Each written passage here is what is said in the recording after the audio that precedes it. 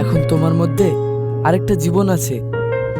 ভাগ্যিস আমি ঠিক সময় এখানে ছিলাম, নইলে তো দুটো জীবন একসঙ্গে শেষ হয়ে যেত।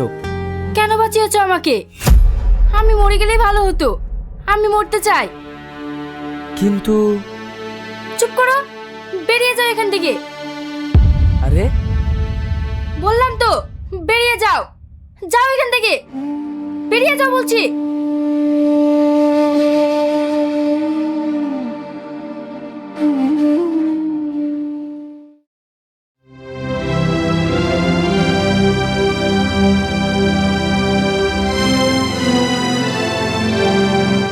কিরে, মেয়েটা চলে গেছে তো? কিরে, কিছু বলছিস না? থাক, তোকে কিছু বলতে হবে না, আমি দেখছি।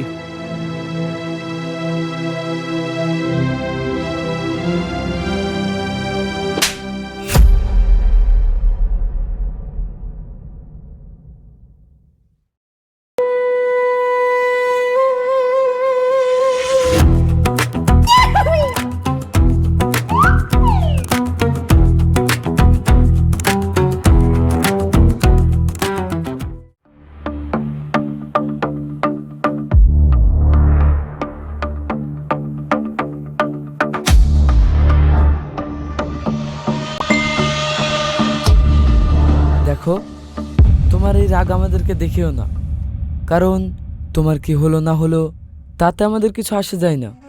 আমার চোখের সামনে একজন মারা যাবে, সেটা আমি দেখতে পারবো না, তাই তোমাকে বাঁচিয়েছি।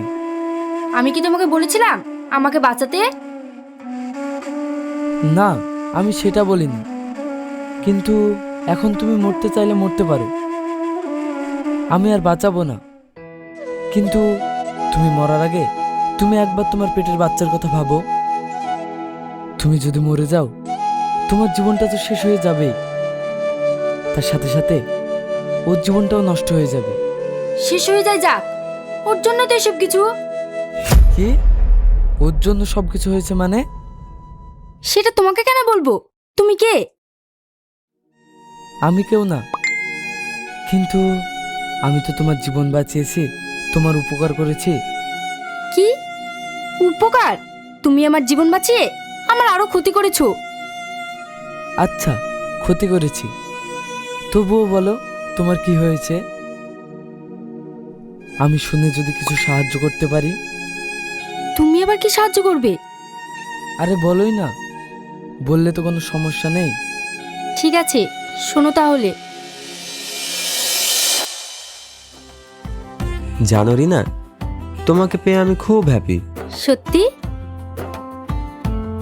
হ্যাঁ, কেন তোমার বিশ্বাস হয় না? হ্যাঁ হয়। আমিও তোমাকে পেয়ে